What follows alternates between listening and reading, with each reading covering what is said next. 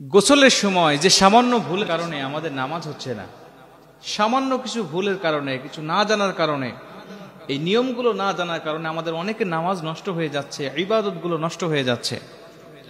আল্লাহ পাক বলেন পবিত্র কোরআনের মধ্যে, ওয়া ইন কুনতুম জুনুবান ফাত্তাহারুন, নাপাকি হতেই পারি আমরা, নাপাক হওয়ার সঙ্গে সঙ্গে তা পবিত্রতা অর্জন করে নিতে হবে আমাদের।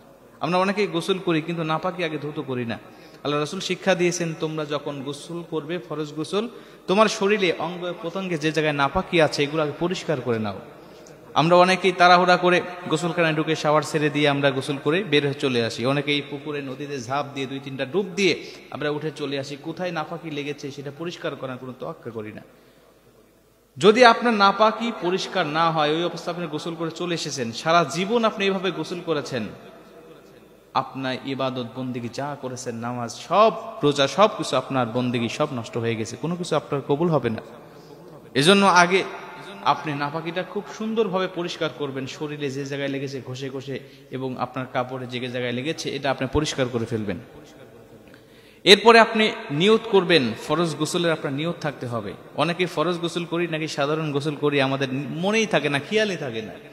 আপনার খেয়াল থাকতে হবে যে আমি ফরজ গোসল করছি পবিত্রতা অর্জন করার জন্য, এটা আপনাকে খেয়াল রাখতে হবে, আপনার মনে নিয়ত থাকতে হবে। এরপরে আপনি অবশ্যই গোসলের যে ফরজ বিষয়গুলো রয়েছে, যে ফরজগুলো রয়েছে, এই ফরজগুলো আপনাকে আদায় করতে হবে।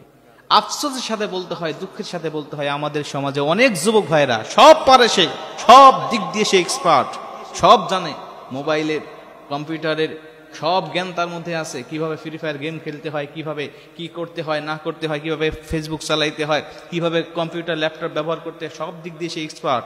এলাকার সব যুবকদের শিক্ষা দেয়, এইভাবে গেম খেলতে হয়, এইভাবে এটা করতে হয়, সে এক্সপার্ট সব দিক দিয়ে। কিন্তু ফরজ গোসল কয়টা, কি কি, এটা না, শুধু কয়টা এটাই জানে না অনেক যুবক। অনার্স করেছে, মাস্টার্স করেছে, কিন্তু ফরজ গোসল কয়টা, কি কি, এটাই তারা জানে না। প্রিয় ভাইরা, ফরজ গোসল যদি আপনি কিভাবে করতে হয় এটা যদি আপনি না জানেন, সারা জীবন ইবাদত করবেন, আপনার ইবাদত কবুল হবে না। এজন্য ফরজ গোসল এটা আপনাকে শিখতে হবে, জানতে হবে।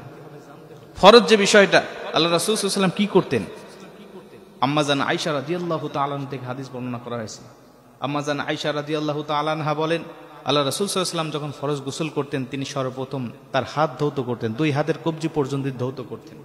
দেখেন, আপনি যে আগেই নাফাকি পরিষ্কার করেছেন, হাত দিয়ে আপনার হাতে নাফাকি থাকতে পারে, এর জন্য আগে আপনি হাত দুটো ধৌত করে নিলেন কবজি সহ। আপনি ধৌত করার পরে আপনি যেভাবে ওযু করেন, আল্লাহ রাসূল সাল্লাল্লাহু আলাইহি ওয়াসাল্লাম ওযু করতেন যেভাবে নামাজের জন্য ওযু করতেন, শুধুমাত্র পা ধৌত করার থেকে তিনি বিরত থাকতেন, পা ধৌত করতেন না। তিনি হাত ধৌত করতেন, কুলি করতেন, মুখমণ্ডল ধৌতেন, মাসাহে করতেন, গর্দান মাসাহে করতেন, সবকিছু করতেন, কিন্তু পা ধৌতেন না। পা ধৌত করা বাদ দিয়ে তিনি সারা শরীরে তিনি পানি ঢেলে নিতেন, খুব সুন্দরভাবে প্রত্যেকটি পশমের গোড়ায় গোড়ায় তিনি পানি পৌঁছে দিতেন।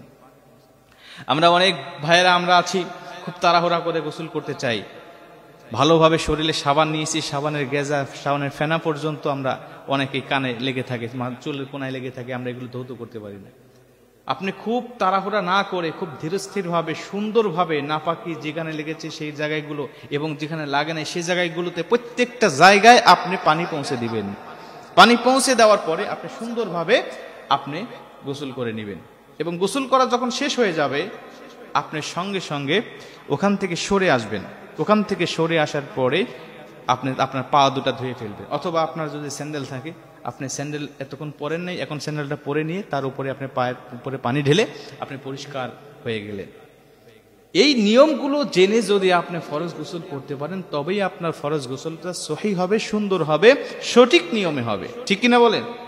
আর যদি আপনি না দেন, এই নিয়মগুলো যদি আপনার না থাকে, আপনি যদি এই বিষয়গুলো না জানেন, তাহলে কখনোই আপনার ফরজ গোসল হবে না। আর ফরজ গোসল যদি আপনার না হয়, আপনার সমস্ত ইবাদত বন্দেগীগুলো চলে যাবে, সেগুলো কবুল হবে না, সেগুলো নষ্ট হয়ে যাবে।